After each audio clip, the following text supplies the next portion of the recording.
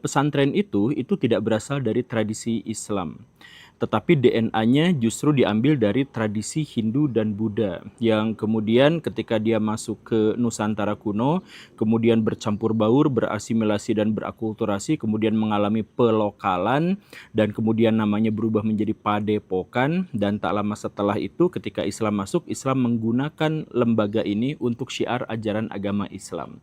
Jadi sebenarnya pesantren itu jangan kita anggap sebagai tradisi atau lembaga yang sakral yang berasal dari Islam dan dilabeli oleh Islam dan seterusnya ya, nggak seperti itu. Kita harus memahami bahwa pesantren itu adalah bagian dari produk kebudayaan manusia untuk merespon tantangan zamannya, zaman pada ketika dia ada dan dilahirkan.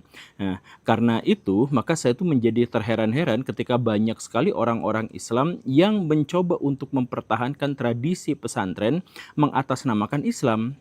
Padahal itu bisa aja kita sikapi sebagai warisan leluhur kita. Kita bisa aja anggap itu adalah sebagai sistem kebudayaan nenek moyang kita dan seterusnya. Dan karena itu tuh tidak sakral, apalagi dikait-kaitkan dengan unsur-unsur keagamaan yang sakral. Sebab kalau memang demikian pada akhirnya, maka itu akan menjadi penistaan. Penistaan terhadap ajaran agama Hindu karena pesantren diklaim sebagai Islam, kemudian penistaan terhadap ajaran agama Islam karena itu dianggap sebagai bagian dari tradisi Islam. Dan kemudian ini juga menistakan semangat pembaharuan yang justru diperjuangkan dan menjadi awal mula warna dari pesantren. Kan pesantren itu sebenarnya adalah lembaga yang mengadaptasikan tuntutan zaman gitu. Ketika sekarang dikritik kok malah banyak yang tidak mau beradaptasi, justru malah membela diri dengan kesakralan nilai-nilai ajaran agama Islam gitu. Nah, ini kan sebenarnya agak keliru Baraya. Makanya di sini saya ingin menjelaskan beberapa pernyataan dari para ilmuwan ya. Ini untuk menegaskan aja Baraya. Kalau Baraya baca buku Atlas Wali Songo karya Agus Sunyoto, seorang sejarawan yang menjadi kesayangan warga Nahdliyin, beliau itu mengatakan bahwa pesantren adalah hasil gubahan Wali Songo, hasil timpateks dalam tanda kutip ya, dari tradisi Hinduisme Nusantara kuno. Pesantren itu dulunya namanya adalah Padepokan. Begitu, itu menurut Pak Agus Sunyoto. Kemudian Baraya bisa cek juga seorang ilmuwan namanya Manfred Zemek. Beliau itu dalam bukunya Pesantren dan Perubahan Sosial itu mengatakan bahwa tradisi pesantren secara kelembagaan adalah tradisi yang sudah ada jauh sebelum Islam masuk ke Nusantara dan telah juga digunakan sejak zaman Hindu dan Buddha. Nah, kelembagaan itu tuh sudah ada sejak zaman Hindu dan Buddha. Kemudian Baraya cek buku Pesantren, Madrasah, dan Sekolah karya Pak Karel Stenbring. Beliau itu mengatakan bahwa bentuk pengajaran pesantren itu menyerupai asram dalam tradisi Hindu. Bahkan struktur hierarkinya pun itu sama. Kemudian Cliff Folgert, antropologi kesayangan bangsa Indonesia, itu juga dalam bukunya Agama Jawa itu menulis bahwa pesantren adalah kelanjutan Hindu. Maksudnya adalah dia hasil akulturasi dari berlapis-lapis tradisi Hindu dan Islam yang menyatu menjadi sebuah kelembagaan. Jadi setelah dilokalkan oleh orang-orang lokal Nusantara gitu ya.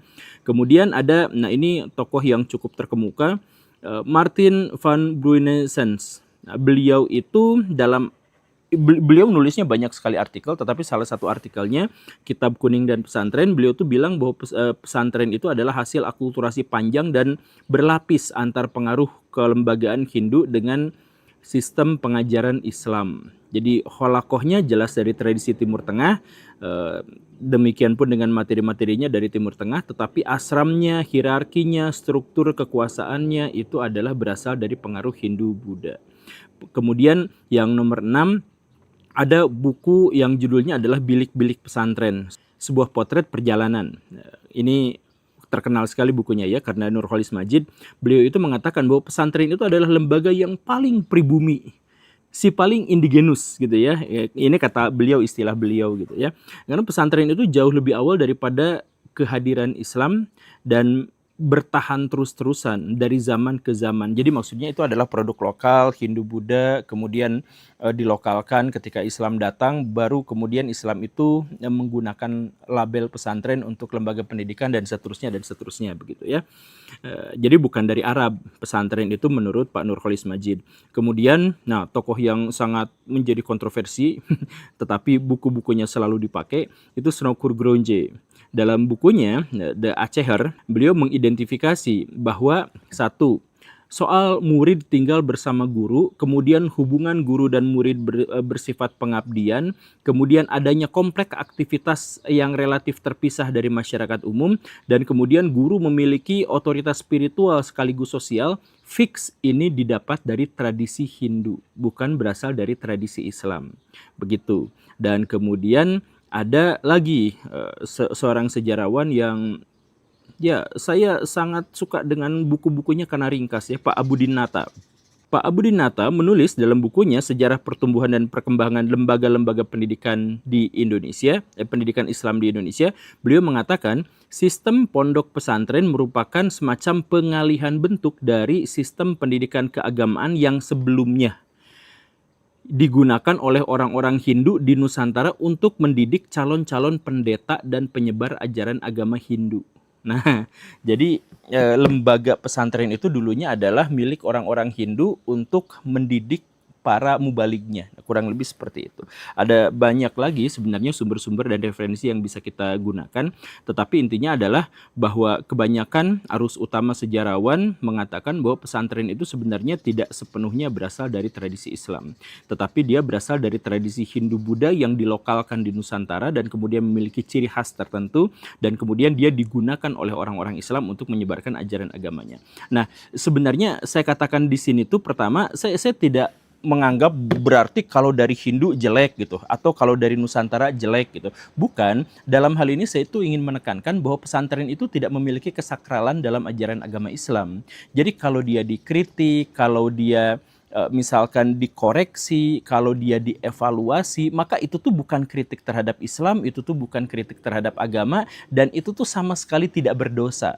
Karena ini adalah produk buatan manusia yang beradaptasi selama berabad-abad, yang digunakan oleh orang-orang di Indonesia untuk menyebarkan kebaikan. Nah, karena itu maka pertanyaan saya adalah balik lagi yang tadi, kalau dia adalah produk kebudayaan manusia dan dia sebenarnya adalah hasil adaptasi, lalu kenapa sekarang dianggap sebagai bagian dari agama yang tidak boleh beradaptasi, sehingga setiap ada kritik dan evaluasi justru malah dituding sebagai penyesatan. Nah, itu pertanyaan saya tuh. Bahkan kalau saya berpikirnya agak liar-liar gitu dan penuh imajinasi yang nakal-nakal, sebenarnya saya tuh sempat kepikiran untuk menciptakan cocokologi. Semakin banyak pengaruh pesantren di satu wilayah, wilayah yang dimaksud itu bukan semakin dekat kepada Islam, tapi justru semakin dekat kepada India dan Hindu. Coba misalkan, ini mah pikiran nakal ya. Di Indonesia, provinsi mana yang paling banyak pesantrennya? Jawa Timur. Tapi kalau kita lihat bahwa Jawa Timur itu bahkan lebih mirip India daripada Bali. Misal ya, contohnya, di Jatim itu ada gus-gusan. Dan ternyata di India juga ada, namanya itu adalah parampara, di mana ada tokoh spiritual, tokoh suci, memiliki perguruan, memiliki padepokan, yang kalau dia punya anak, maka si anaknya itu juga dianggap suci, memiliki privilege, diutamakan karena dia akan mewarisi status dan otoritas spiritual dari ayahnya.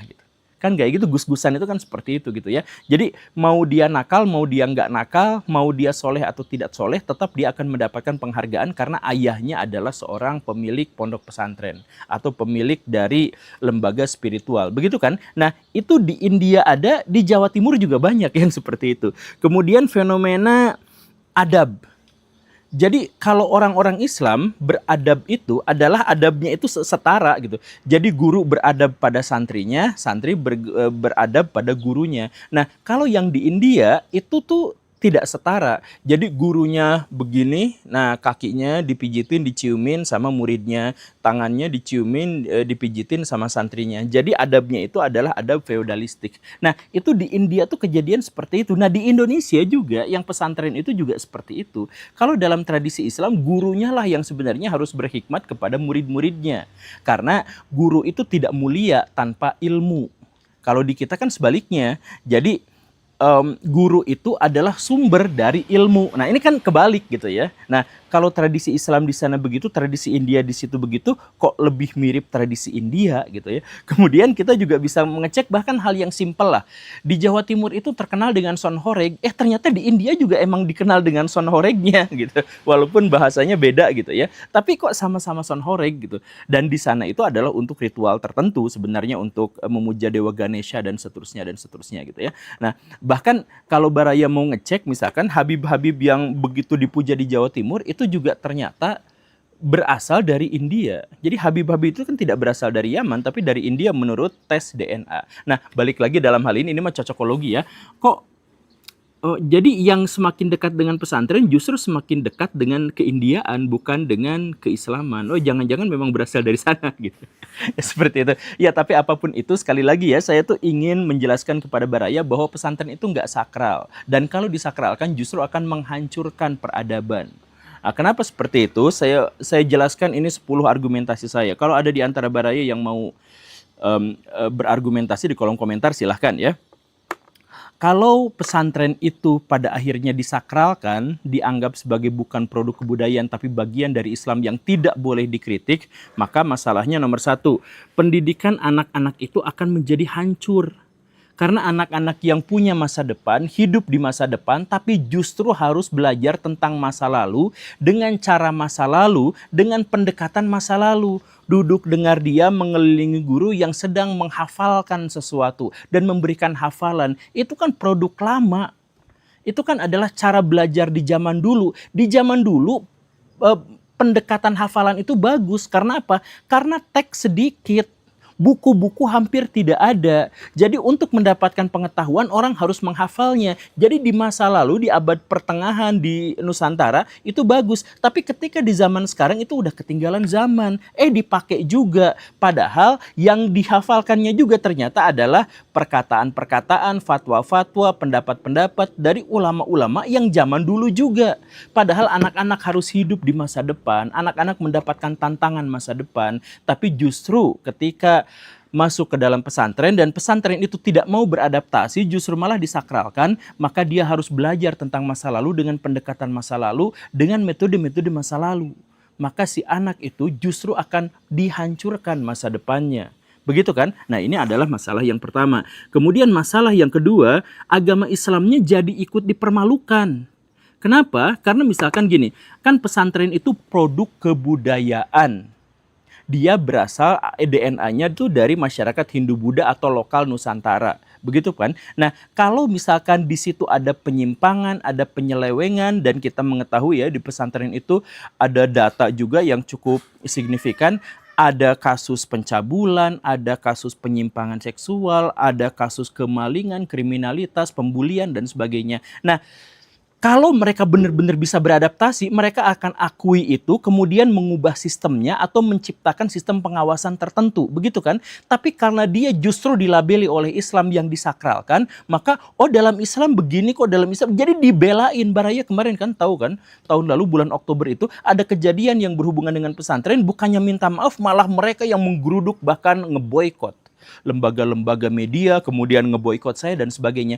Dan akhirnya apa? Dan akhirnya nama Islam yang tercemar. Oh ternyata di Islam tuh ada pelecehan diperbolehkan, ada penyimpangan diperbolehkan. Itu buktinya ketika ada kejadian kayak gitu justru malah dibelain. Kan Islam yang akhirnya jadi rusak, Baraya, kalau memang seperti ini terus. Makanya saya tuh harus menekankan bagaimana caranya. Saya tuh nggak anti pesantren, saya tuh ngajak mereka untuk mendesakralisasi agar mereka bisa beradaptasi terhadap perkembangan zaman. Toh Baraya cek lihat, ada nggak pesantren-pesantren yang melahirkan juara-juara olimpiade gitu? Ada nggak di antara mereka yang santri-santrinya jadi pemimpin atau pendiri startup gitu? Ada, tapi mereka semua adalah yang berhasil beradaptasi terhadap perkembangan zaman. Sedangkan mereka yang menolak perkembangan zaman, ya udah, susah sekali untuk berkembang, kan begitu. Jadi sesimpel itu tapi susahnya luar biasa karena justru malah dilabeli dengan sesuatu yang sakral. Kemudian yang ketiga, masalah berikutnya kalau pesantren itu disakralkan, itu adalah masa depan bangsa itu terancam. Ya bayangkan saja Baraya, kan pendidikan itu adalah sarana untuk mengubah manusia tidak bisa menjadi bisa, tidak mampu menjadi mampu, tidak ahli menjadi ahli, tidak hebat menjadi hebat.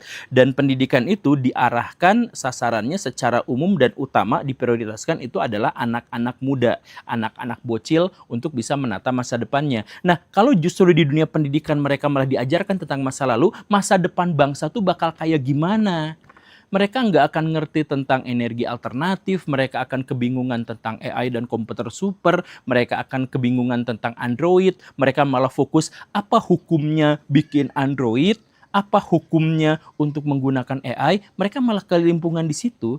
Bahkan sekarang ada fakta yang cukup menakutkan di mana orang-orang pesantren itu adalah orang-orang yang menggaungkan belajar kok dari Google. Nah, bahkan level Google aja mereka tolak gitu. Apalagi teknologi yang jauh lebih ngeri daripada itu. Sekarang udah ada Gemini, udah ada ChatGPT dan sebagainya, mereka masih kamu mah ngajinya kurang jauh, harusnya ngajinya di sini, ulamanya bersana dan sebagainya. Kan begitu dan akhirnya ya ketinggalan Baraya, itu yang ketiga yang akhirnya merusak bangsa Indonesia ke depan. Kalau dipertahankan.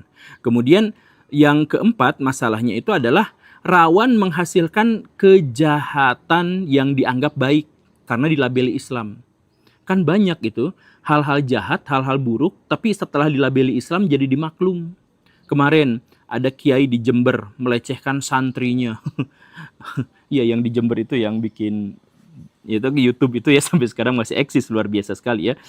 Melecehkan santrinya, kemudian setelah digeruduk sama polisi, digeruduk sama ormas NU dan sebagainya, beliau mengatakannya apa? Oh, ini kami nikahnya nikah Daud. Nah, jadi ajaran Islam atau fikih dalam tradisi Islam itu dianggap sebagai cara untuk membenarkan kemaksiatannya, kejahatannya. Kemudian kemarin ada kiai di Pati, dia melecehkan, diduga sampai puluhan santri, bahkan ada yang hamil gitu ya. Kemudian ketika ditanya kenapa seperti itu, ini nikah hakikat. Jadi Islam dibawa-bawa dong. Jadi akhirnya sesuatu yang jahat, sesuatu yang buruk itu justru malah menurut mereka tuh jadi bagus gitu. Kemudian kita juga mengetahui ada seorang kiai terkemuka di Indonesia ya. Beliau tuh mengatakan bahwa menyogok itu bisa boleh kalau menuntut hak kita. Jadi namanya sogok hasanah. Mana ada sogokan hasanah, korupsi hasanah gitu ya. Nanti juga, dan beliau juga kan termasuk yang membela nepotisme hasanah itu. Jadi hal-hal yang buruk yang merusak kemanusiaan, merusak demokrasi, merusak hukum dan sebagainya itu justru yang dilabeli sebagai Islam. Nah, kan bahaya kalau pesantren itu disakralkan, karena ini bahkan yang jahat-jahat produk kebudayaan manusia juga dijadikan kesakralan gitu ya. Kemudian ada kejadian beli tasbih ini 100 juta ya karena ini ada khodam maungnya gitu ya. Nah, itu kan bawa-bawa label Islam, itu kan penipuan. Baraya kan tahu kan tasbih yang harganya 20.000 dijual jadi 100 juta, 50 juta, 10 juta gitu ya. Karena bekas Habib, bekas Kiai, ada ludahnya dan sebagainya. Itu kan penipuan. Kemudian ada ini air liur Nabi, ini adalah rambut Nabi. Itu kan penipuan. Harusnya masuk dalam delik penipuan. Tapi justru karena itu bawa embel-embel agama, sakral, jadi nggak diapa-apain, ya dibiarkan aja seperti itu. Jadi agama hancur, hukum hancur, kemanusiaan hancur, itu gara-gara apa? Gara-gara produk buatan manusia disakralkan. Kemudian dampak yang kelima, dampak buruknya apa? Yaitu pesantren-pesantren, agamawan-agamawan, kiai, ustadz, habib, dan seterusnya, itu dijadikan sebagai alat politik. Setiap pemilu, setiap kampanye mereka didatangi, kemudian bikin transaksi. Nanti Bapak saya kasih 1 miliar rupiah setiap tahun sebagai hibah ya. Tapi nanti Bapak dan anak cucu Bapak dan santri-santrinya dan keluarga santri-santrinya itu nyoblos saya. Itu kan praktek umum sekarang tuh Baraya. Baraya ingat pemilu yang dulu-dulu itu ada Prabowo Subianto langsung pakai ulama-ulama yang melakukan istima gitu ya, ulama-ulama. Kemudian dilawan oleh Pak Jokowi yang langsung ketua umum PBNU-nya direkrut jadi wakilnya gitu. Nah, artinya apa? Artinya yaitu agama itu dijadikan alat politik. agama dijadikan alat kampanye. Jadi bayangkan sesuatu yang sesungguhnya sakral, sesuatu yang sesungguhnya benar-benar ilahiyah, itu dipakai untuk kepentingan-kepentingan penguasa dan kekuasaan. Sereceh itu, serendah itu. Kenapa sih nggak ada yang mengatakan itu tuh penistaan agama? Kan itu the real penistaan agama. Kalau misalkan ulama-ulama itu heboh, sakti, luar biasa, baik, soleh, kekuatannya seperti gaban dan sebagainya, ya dia yang nyalon, bukan yang dia menawar-nawarkan transaksi. Kan begitu. Itu masalah berikutnya ya, masalah kelima. Kemudian masalah keenam yang akan muncul kalau pesantren terus-menerus tidak mau beradaptasi dan justru malah disakralkan, maka munculnya tanda kiamat di mana guru yang asli itu hilang digantikan sama guru-guru palsu, ulama-ulama su. Kan kalau ulama yang asli itu bahkan nggak mau nyebut dirinya ulama. Ulama yang asli itu tidak mau dicium kakinya dan tangannya. Mereka tuh nggak mau berlebihan. Bahkan mereka sendiri juga tidak tahu apakah dirinya tuh ulama atau bukan. Mereka hanya mengabdi kepada Tuhan dengan sebaik-baiknya, dengan setaat-taatnya, dengan sesoleh-solehnya. Begitu kan? Nah, tapi karena seperti itu, maka mereka tidak akan memimpin pesantren, tidak akan memimpin pengajian, karena pengajian isinya cium tangan semua dan pengkultusan terhadap individu. Jadi orang-orang ulama yang asli yang tidak mau dikultuskan tergeser oleh ulama-ulama palsu yang ingin pengkultusan. Itu kejadian kan sekarang? Ya, kejadian sekarang. Makanya ayolah beradaptasi gitu, berkembang dengan sesuai dengan perkembangan zaman gitu. Kemudian masalah ketujuh yang sangat bermasalah yaitu apa? Berkembangnya logika mistika. Dan inilah yang menghancurkan masyarakat. Karena apa? Anda mau kaya, wirid 120 triliun kilometer persegi setiap subuh-subuh menjelang asar di hari Rabu ketika matahari condong ke arah utara.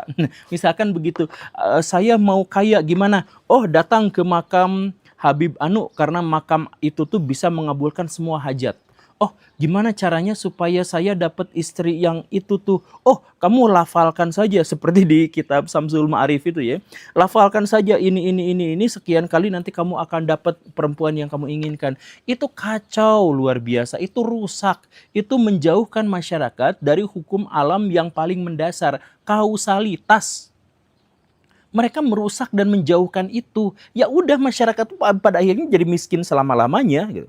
Karena saya miskin, gimana caranya supaya kaya? Ya harusnya kerja cerdas, harusnya berpengetahuan atas bisnis, harusnya tahu manajemen keuangan. Ayo belajar di situ. Tapi mereka justru malah ditawarkan, nanti kamu deket aja sama ulama itu, pasti nanti kecipratan sama berkahnya. Ulama itu tuh udah langitan. Nah, kan kayak gitu, rusak akhirnya Baraya. Nah itu ya. Kemudian yang ke-8, kerusakan akibat pensakralan pesantren itu adalah kesenjangan ekonomi yang melebar. Kan pesantren itu lahir di zaman feodal di Nusantara kuno di sekitar tahun 1500-an gitu ya. Sekitar segitu, atau sebenarnya ya embrionya jauh lebih awal daripada itu gitu. Nah, pada waktu itu tuh zamannya feodal. Ketika zaman berubah, ya seharusnya feodalismenya juga berubah, tapi karena pesantren disakralkan, jadi apa yang terjadi di masa lalu ya dipertahankan sampai sekarang mengatasnamakan agama.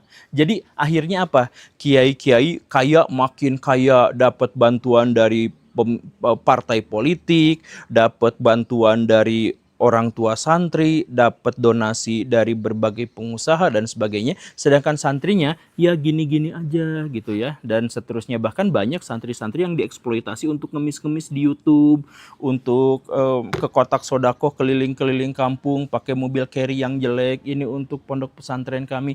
Bayangkan Baraya, agama Islam, lembaga Islam disimbolkan, direpresentasikan dengan para pengemis itu. Kesenjangannya makin tinggi, kiai-kiai makin lama makin kaya, sedangkan santrinya dipaksa untuk menjadi miskin dan dieksploitasi. Pak Guru melihat nggak perkembangan pesantren belakangan ini? Yang dimana kalau kita perhatikan selain tempat feodalisme dalam tanda kutip seperti yang Pak Guru jelasin, nampaknya orang-orang politik juga udah mulai masuk pesantren dalam rangka meraup suara. Pak Guru gimana melihat itu? Oh, dari dulu itu kan. Jadi pesantren itu memang tempat memperoleh suara yang besar. Jadi kenapa PKB menang di Jawa Timur? PKB sama PDIP ya, barengan di sana ya sama mereka. Cuman ya karena itu adalah tempat mendulang suara, karena di sana itu kan patron. Kan harusnya itu kan lembaga yang punya pendidikan moral yang cukup tinggi kan. Iya, tapi nanti saya bikin lagi videonya. Saya bikin video tentang mana Islam yang sebenarnya dan mana Islam yang selama ini tuh hanya diklaim saja gitu. Tetapi intinya banyak sekali di antara pesantren-pesantren kita tuh yang memang dimanfaatkan untuk jadi gini nih, ada pejabat bikin pesantren nggak untuk menyelamatkan santri-santrinya, tapi untuk dapat anggaran dari atas. Kan saya sudah jadi pejabat, pasti dapat saluran-saluran dananya dari mana. Nah, oh ini ada saluran buat ini. Nah, dia langsung bikin pesantren biar mengalir ke sana. Kayak gitu. Kemudian ada juga yang buat tempat pencucian uang. Gitu. Ada pesantren yang gede banget itu yang jadi tempat pencucian uang itu ada konon katanya. Kemudian ada juga pesantren-pesantren yang didirikan untuk mempertahankan apa ya bahasa ininya. Kalau bahasa paling ekstrimnya itu kesesatan gitu, mempertahankan kesesatan. Masa ada tuh. Iya. Oke, iya, terus Pak Guru. Jadi misalkan gini, ada pesantren yang suka mengkafir-kafirkan umat Islam yang lain. Kafir lo di luar kelompok kami, kafir lo kayak gitu kan. Suka-suka dia aja ya. Nah, mereka tuh biar tidak diciduk sama polisi, mereka tuh menyerahkan seluruh suara kami kepada satu orang. Nah, satu orang itu biar naik. Nah, setelah itu satu orang itu akan melindungi dirinya gitu. Akan melindungi pesantren itu juga ada kejadian yang seperti itu gitu. Nah, ya tentu saja ada banyak sekali pesantren-pesantren yang bagus gitu ya. Ada banyak sekali pesantren-pesantren yang memang ditujukan untuk berhikmat buat masyarakat, untuk memberikan edukasi pengetahuan dan adab akhlak kepada masyarakat itu juga ada. Tetapi trennya sekarang banyak juga pesantren-pesantren yang dimanfaatkan oleh politikus-politikus untuk mendulang suara, karena pesantren itu Kang, kalau Agang megang 1-2 pesantren itu tuh bahan kampanye itu turun Kang. Anggaran untuk kampanye itu turun.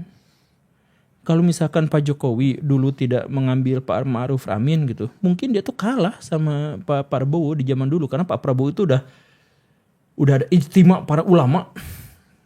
Ijtima para ulama itu kan langsung orang-orang yang mengaku Islam, tokoh-tokoh agama kayak UAS gitu, itu langsung merapat semuanya ke Pak Prabowo. Karena gak usah kampanye gede-gede, cukup 1-2 orang yang ada di atasnya diambil, udah semuanya, karena itu kan patron itu. Nah, Pak Jokowi gimana caranya untuk bisa mengimbangi itu? Ya udah ketua umum NU-nya. Makanya sekarang NU rusuh terus kan. PBNU-nya tuh rusuh terus, berantem terus. Ya karena mereka juga di atasnya itu ada sponsor-sponsor besar yang ya nanti harus ikut ke saya, nanti harus ikut ke sini. Nah, ini Tapi kan sangat disayangkan sekali ya kalau misalnya sebuah kebidangan keilmuan keagamaan ditarik-tarik ke politik, itu kan jadinya gimana gitu. enggak, itu bukan keilmuan keagamaan sih Kang. Itu tuh hanya lembaga. Jadi nih saya harus menegaskan ya. Jangan bela pesantren menggunakan dalil-dalil dan label-label Islam. Karena pesantren itu adalah produk kebudayaan yang bahkan DNA-nya itu dari Hindu. Pesantren itu dari Hindu. Kemudian datang Islam melihat bahwa pesantren ini baik dan dia harus dimodifikasi untuk berdakwah dan menyebarkan kebaikan untuk masyarakat yang lebih luas. Maka nama pesantren itu lembaga pesantren itu diambil alih sama para wali songo, khususnya sama Maulana Malik Ibrahim sama Sunan Gresik itu. Nah, intinya apa? Intinya itu adalah proses adaptasi. Jadi pesantren itu awalnya itu hanya untuk orang-orang Hindu yang di kalangan kasta tertinggi saja. Artinya apa? Baca tulis itu tidak diberikan kepada masyarakat awam. Makanya kalau misalkan sejarah Indonesia itu sangat terbatas, ya karena yang nulisnya itu juga hanya kalangan tertentu, kasta tertentu. Tidak semua orang bisa baca tulis. Nah, sama para sunan itu, sama wali-wali itu diambil, diadaptasikan gimana caranya agar seluruh rakyat itu bisa baca tulis. Nah, pesantren itu digunakan untuk baca tulis dan berdakwah. Gitu tujuannya. Nah, karena itu maka kita harus memahaminya bahwa pesantren itu adalah produk kebudayaan yang tidak sakral yang harus berganti sesuai dengan perkembangan zaman. Karena apa? Karena awal mulanya dia juga adalah produk upaya beradaptasi terhadap perkembangan zaman. Kan gitu. Nah, sekarang pesantren itu malah stuck di situ karena kurikulumnya kurikulum jadul, kemudian metode pembelajarannya jadul, tidak banyak melibatkan hal-hal yang modern di sana gitu. Ya akhirnya ketinggalan, tapi dengan ketertinggalan itu justru malah mengatasnamakan Islam. Ya itu produk budaya, itu bagus kalau dia terus-terusan beradaptasi. Ada nggak pesantren yang akhirnya melahirkan anak-anak yang juara olimpiade? Ada. Ada nggak pesantren yang akhirnya menghasilkan orang-orang yang juara sains? Ada. Tapi pesantren-pesantren itu adalah pesantren yang bisa beradaptasi terhadap perkembangan zaman. Kenapa nggak mau beradaptasi? Justru malah memagari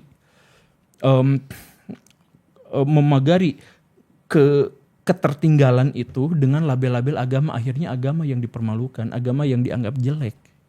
Kan begitu. Sekarang sampai begitu ya. Iya, makanya nih desakralisasi pesantren itu adalah tradisi Hindu. Bukan berarti tradisi Hindu itu jelek, bagus. Tapi ketika dia beradaptasi dan kita memahaminya sebagai bagian dari produk kebudayaan respon terhadap tantangan zaman. Ayo berubah, nggak apa-apa kan? Jadi kalau sistem pembelajarannya bisa nggak sih kita padukan antara Udah ada kalau daerah Pak Prabowo sekarang Pak Guru. Sekolah rakyat, sekolah Garuda. Itu kan pesantren juga tuh kan ada. Iya, betul. Boarding school. Kita apresiasi pada bagian yang itu sih. Itu salah satu sekolah yang boarding yang mengikuti perkembangan zaman lah. Saya nggak setujunya di bagian tertentu sih. Tapi pada bagian bahwa dia ada itu udah bagus. Ketidaksetujuan saya itu adalah di situ tuh untuk orang-orang miskin yang sama sekali tidak ini kan. Ada yang miskin, ada yang enggak. Nanti kan ada sekolah lagi. Sekolah integrasi nasional. Bingung lah ada lagi. Nanti ada yang buat yang khusus orang-orang pinter gitu yang kan. pinter yang jago di STEAM gitu loh. Ya ada itu juga berapa miliar sudah berapa triliun sudah dianggarkan, 4 triliun kalau nggak salah. Tetap jauh di bawah MBG sih, tapi nggak apa-apa, lumayan segitu juga. Nah, itu juga sebenarnya ide saya dulu tuh, yang khusus STEM di kemana yang disiapin itu. Oh iya, Pak Guru juga pernah ngomong itu. Pernah. Banyak ini Pak Guru nih. Ditonton Pak Prabowo berarti Pak Guru. Katanya Pak Prabowo tuh nonton YouTube tuh malam-malam menjelang tidur. Kalau dulu nggak pernah, sekarang tuh suka nonton. Berarti habis maghrib Pak Guru upload. Enggak, enggak, bukan ya. Terus lanjut. Oke, ini Pak Guru. Terakhir lah pesan Pak Guru supaya pesantren mau berubah deh. Ini kan iya makanya untuk hal yang sangat sederhana ya, pesantren itu kan mengatasnamakan Islam ya. Yang sakral dalam Islam itu ya rukun Islam dan rukun iman saja. Sisanya itu tidak sakral. Kiai itu tidak sakral. Kemudian Habib tidak sakral, Ustadz tidak sakral, pesantren juga tidak sakral. Muludan tidak sakral, qasidahan tidak sakral. Itu semuanya adalah hasil produk kebudayaan manusia. Kalau misalkan produk kebudayaan manusia itu disakralkan, dia tidak bisa dievaluasi, dia tidak bisa dikritik, maka dia akan stuck di situ dan justru akan melahirkan kader-kader dan SDM-SDM yang kurang baik. Jadi silahkan beradaptasi. Bisa kan pesantren yang di dalamnya tuh belajarnya tuh IT kan bisa. Bisa pesantren yang di dalamnya tuh bikin mobil listrik kan bisa. Dan ada yang sudah seperti itu dan berhasil. Kenapa nggak ditiru? Jangan sampai kebodohan dari beberapa orang justru malah kebodohan itu dilabeli sebagai sesuatu yang sakral padahal untuk nyari duit. Ada yang pesantren di Bogor itu kan merekrut anak-anak untuk hafid Quran. Pas sudah sampai di situ di video, Kak tolong kalau video ini sampai ke teman-teman maka kami tuh sedang membutuhkan Al-Quran. Nah udah gitu disuruh pergi lagi anak-anak gitu tuh biar dapat duit aja. Ya nggak semua yang kayak gitu ada tuh, cuman ada kejadian yang di Bogor tuh begitu. Oke. Mudah-mudahan berubah lah. Amin. Oke, terima kasih banyak Pak Guru Gembul dan terima kasih banyak pemirsa Retorika Show. Sampai jumpa dan terus saksikan saya dan Pak Guru Gembul tiap minggu. Sampai jumpa.